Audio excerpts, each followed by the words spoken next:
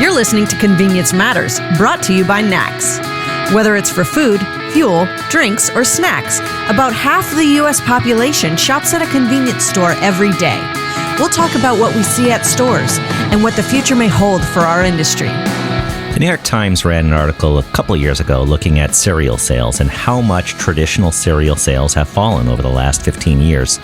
I think they buried the lead because one thing that they mentioned was a big factor in the drop of sales is millennials are not eating cereal because they find it difficult or cumbersome to wash a bowl and a spoon. That's really a punchline, but it's also our opportunity, and that's what we're going to talk about today. So who doesn't want convenience at breakfast? I think that's the most important time of the day where people are looking for convenience, and that's what we're going to talk about today. We're going to talk about convenience and breakfast.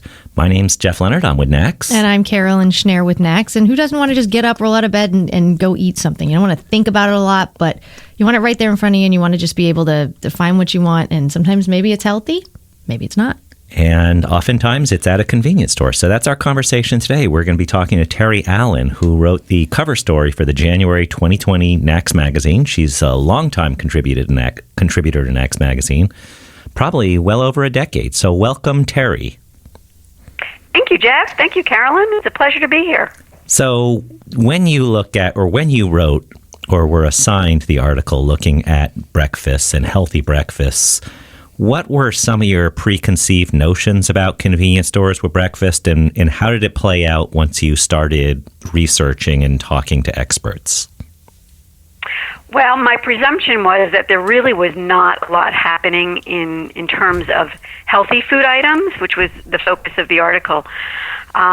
Just based on my own experience, walking into C-stores early in the morning, and typically you're confronted with a sugary donut or muffin or something certainly irresistible, but not so much on the healthy side. So that was my presumption going into it. And I have to say, I was really pleasantly surprised that there are some really great operators out there who are offering some fabulous breakfast foods that are not high in sugar, that are higher in protein, that are actually good for you. And I also found that there's still a lot of opportunity. There are still many players who really could make some changes and target the morning consumer who's looking for something a little healthier. So I would say that overall I was pleasantly surprised by my findings. So Terry, in the article, you do cite some of the retailers. Who are some those that are doing it well, and why? Like, what are their standout menu options, or even to be even a little broader, what are some of the things that they're doing to tell their story about this, or do they tie them together that they have this breakfast in the store? Sure, great.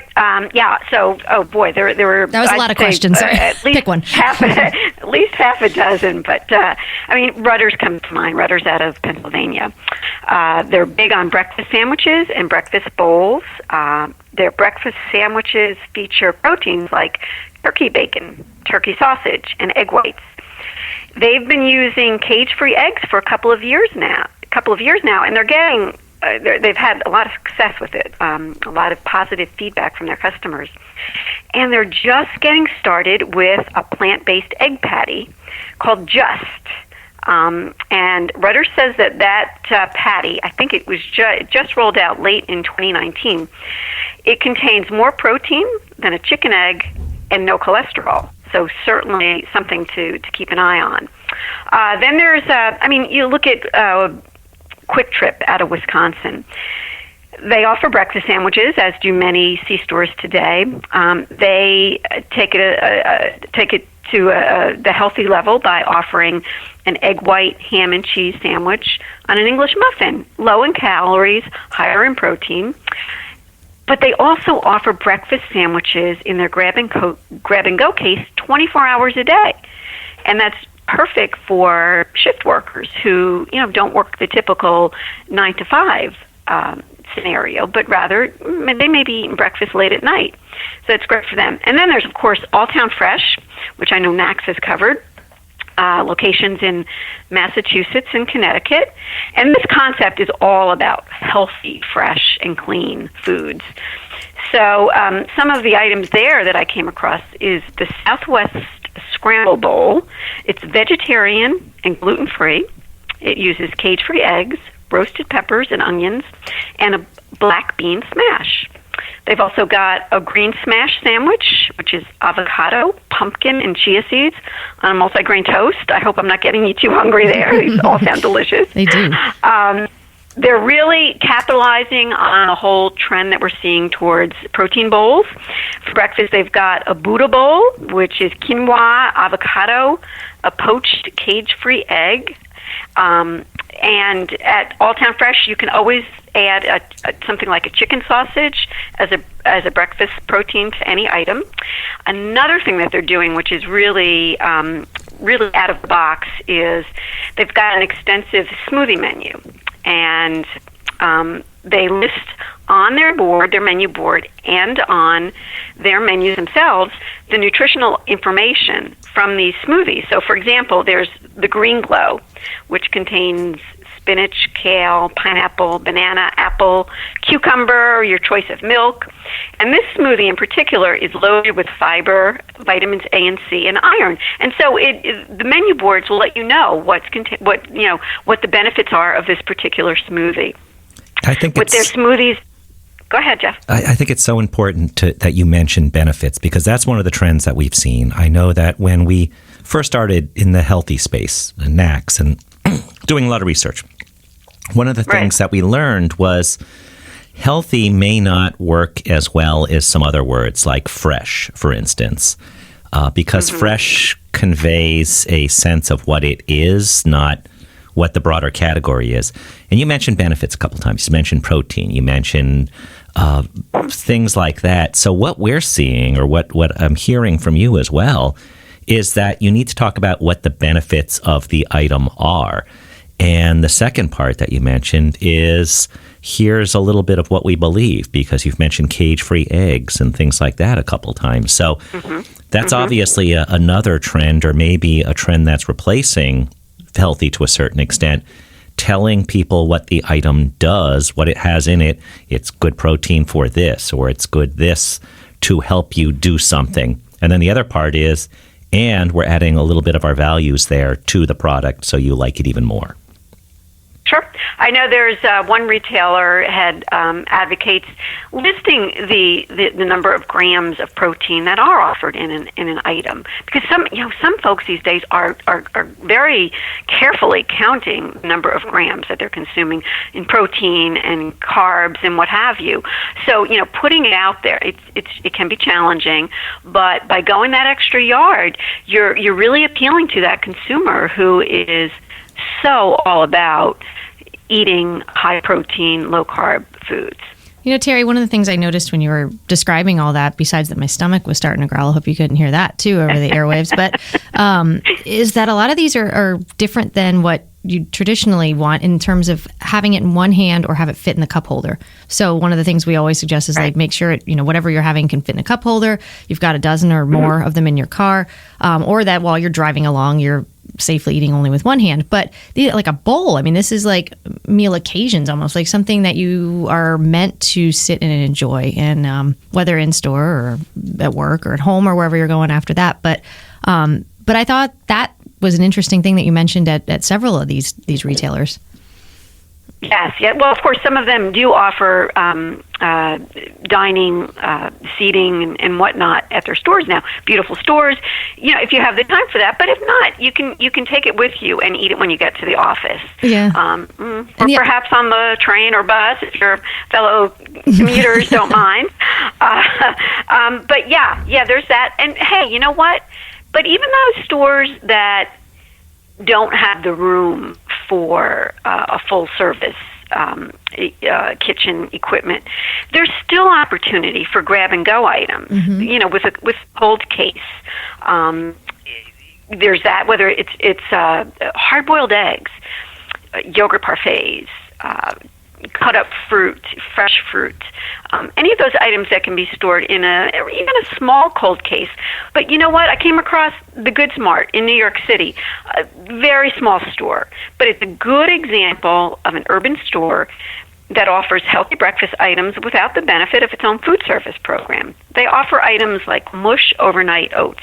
So your customer can just pour in the water, heat it up, and you're ready to go. But yet it's a healthy packaged oatmeal. Mm-hmm. Also, plant-based cream cheese. Who even knew that was available? But it is. How does that work? And also, yeah, I don't know. I've got to try it. It really sounds delicious. And then there are healthy breakfast bars from companies like Purely Elizabeth and This Saves Lives. So, again, the Good Smart is another example of a company that wears its causes on its sleeve and really tries to promote not only healthy living, but also really encourages and supports its vendors that are all about giving back to communities and using healthy ingredients in their products. Now, for the record, I know we just talked about selling bowls. If I saw somebody driving and eating a bowl, it wouldn't be the weirdest thing I've seen somebody do while driving. That's so true. for the record, there is that. I'm sure there are people doing that. Mascara applications, you name it. But I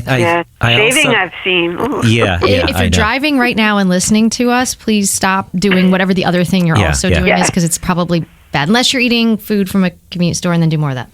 Yes, Carefully. exactly. But going back to what you were just talking about with merchandising, and one of the things I like to do when I'm on the road is I'll get the boiled eggs and the apple slices, and it's like $3 total. Right. It has all those things you want for breakfast, or when you look at the composition, protein, etc.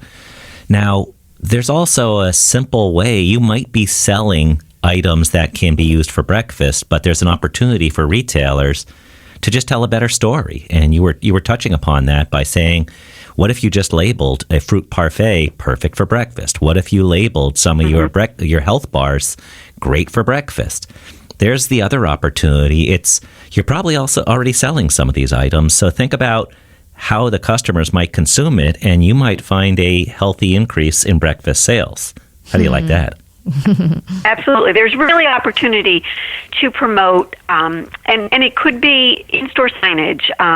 Rutter's promotes at the gas pump a breakfast promotion, 2 sandwiches for $5. That you can't overlook it. You can have a great menu. You can really offer some fabulous food items, but unless your customer knows that they're available, you're not going to have a successful program. So for sure. And as you mentioned, even relabel granola bars as breakfast bars. I think that kind of puts the idea in a customer's head. Hey, I can have it. Hey, when you think about the typical customer in the morning in a C-store, many of those are fuel customers. They're coming in, they've just fueled up, they're coming in for a cup of coffee. And C-stores have done a fabulous job with their coffee program. So you have a captive audience, you have that customer in your store. Why not capitalize? And why not promote, again, a healthy breakfast? You've got something like 22% of consumers say that they purchase gas between 6 and 10 a.m. That's a big chunk. Mm-hmm. That's really an untapped opportunity to get those customers, not just to buy coffee, but another add-on sale with some good margins to them. Well, and Terry, you said it exactly, that quarter of the customers coming in the morning almost, but they're in a hurry. Everyone's always in a hurry, but I would imagine in the morning, if you're like me, you're running like usually 10 minutes behind schedule and doing your best just to, get to where you need to go. Do you find that it has to be quick, but it has to be like extra quick in the morning, you think? Yes, and in fact, that's one of the things that All Town Fresh is doing. They strive for a 3-minute wait time in the morning versus 5 to 6 minutes at lunchtime. So there are companies out there that are really putting an emphasis. They get it. They get it that folks are trying to get the kids off to school. You're trying to catch a train. You don't have a lot of time, and so they're recognizing that and they're working with it, and it's working for them. Yeah, and it also fits like if somebody walks in the office at 9:02. it's much more noticeable than if somebody was 2 minutes long for their lunch. There's something about that morning at a lot of jobs. Now, that's not to say that that's a good job if you have that where they're watching the clock, but that seems to be the time where the time element is the most important. And you want to make it simple. You want to make it as convenient as possible. And we're tapping into people like the millennials that don't necessarily want to wash that spoon in the bowl.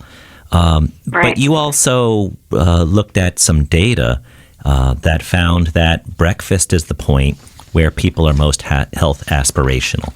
As the day wears on, you may look at something that's a little bit more indulgent, but you have a lot of trends here where people are eating more breakfast on the go. Time is at a premium in the morning, and people in the morning are looking for healthy items. So there's a nice confluence of opportunity for retailers.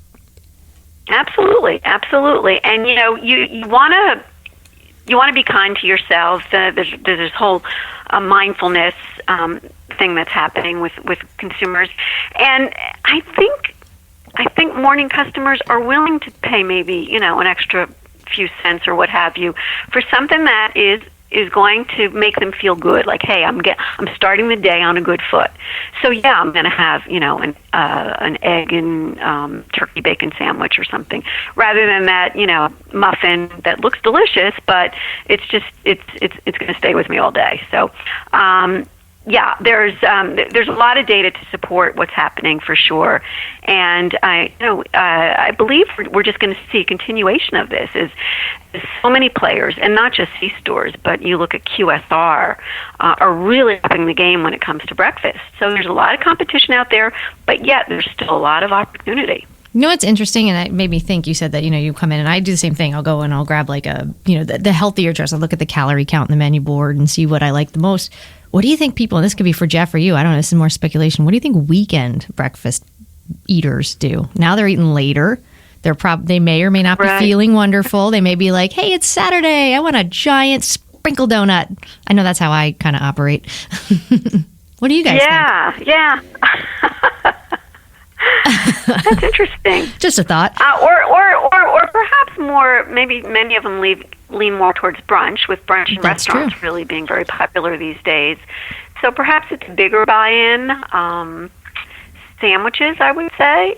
Yeah, we've anecdotally heard from retailers that more fruit is sold on Monday than any other day during the week. And more candy bars are sold on Friday than any other day. And some of that just relates to the weekend. And it's Monday. Not only is it morning. Not only is it morning, but it's the beginning of the week. So we're going to start it off on the right standpoint. Now, we've talked about breakfast for a bit now, and the one thing we didn't mention is we didn't mention bananas at all. And bananas are highly associated with breakfast. So you're selling bananas. That's a perfect opportunity also to pair it with a cup of coffee. Or water. And we could even come up with an ad campaign. By now, I'm sure most people heard about that artist who duct taped a banana to the wall and sold it for $120,000. And I've seen all kinds of things on social media where retailers are, like, our bananas are $2 for $1, not $120,000 for one. So maybe that can be an ad campaign. At least our bananas aren't $120,000 each. There's probably a song about it. Yeah, there probably will be. There'll probably be a country song too, but. So, I mean, and Jeff, bananas, that just shows you how simple it can be, how simple offering healthy breakfast items can be. It can range anywhere from a simple banana all the way up to these breakfast bowls or smoothies. Depending on who your consumer is, latch on to that opportunity, and I think the results will show for themselves. You said it earlier, too, promoting it, too. Make sure you tell that story. I mean, like, think about telling that story the night before. Like, hey, I know you stopped here now, but on your way to work tomorrow, come back. We've got a great breakfast lineup. That's terrific. Yeah, it's a terrific idea, for sure. Yep. I think you already answered the last question I was going to ask you, which is, what's the most important thing that retailers need to take away from it? Let me start answering that, and maybe you can agree or disagree if that's the conclusion. But I think what I've heard from you, or we've heard from you over the last 20 minutes, the number one thing that you keep on coming back to is the customer. And it's about what the customer wants. And it may vary from one area of the country. It may vary from one street to another. And it probably comes down to knowing what your customer wants, knowing when that customer wants it, and then delivering what you want to be known for. Is that a fair statement in terms of the big takeaway from this article? I would say so, for sure. But also, be cognizant of overall trends. Right now, the plant-based protein thing is happening, and it's happening for breakfast. As I mentioned, these plant-based eggs that are just starting to emerge. And retailers see more opportunity for these types of products. They see gaps for things like more plant-based proteins. And also, when it comes to packaged breakfast items, more savory items. Some may tend to be sweet, but what about something that's a little more on the savory side, maybe something that's more packed with nuts than, sugar or chocolate and so forth. So, yes, certainly keep an eye on the big picture as well. So Terry, this one's a little different on a question side. So as Jeff mentioned in the very beginning, that you've been writing for our magazine, NACS magazine, for 10 years now, almost, give or take. So your background is generally more about beverages, and knowing that, of all the things, what are some of the funnest articles you've ever written? Oh, wow. Funnest. You know what I enjoy more than anything is meeting the retailers and talking to the retailers and telling their story profiles. Each story is completely different, and there have been some just really fabulous folks I've met, both within the convenience channel and other channels. So I love the characters behind the stories, the retailers themselves. Everyone's got a different story, unique and fun. And just going back to what you were talking about earlier with the Goods Mart, one of the things that's really impressive with them is they say while they want to focus on things that are good for your body, good for the neighborhood, good for giving back, they say they test everything. They have tasting parties where they get together, and if it doesn't taste good, it doesn't get stocked. So as you look at healthy items, the key thing is, if you don't want to eat it, your customers probably don't want to eat it. So have a party, get together. Test some food, and if you like it, it's possible or likely that your customers will too. And you're talking a little bit about customers, but also community. Terry, you mentioned community as well.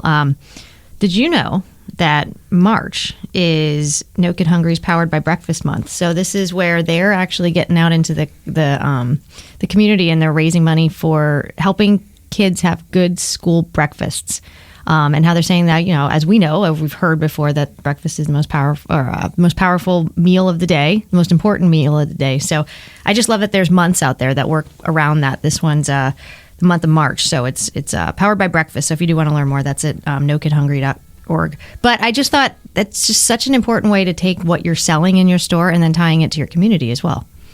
So I just wanted to share that little tidbit. There is a breakfast month, and it's March. Well, thank you, Terry. It was great talking to you about breakfast, and we hope to have many more conversations with you about other trends going on in the industry. So thanks for joining us. Thank you. It's been fun. Thank you so much. And thank you for listening to Convenience Matters. Convenience Matters is brought to you by NACS and produced in partnership with Human Factor. For more information, visit convenience.org.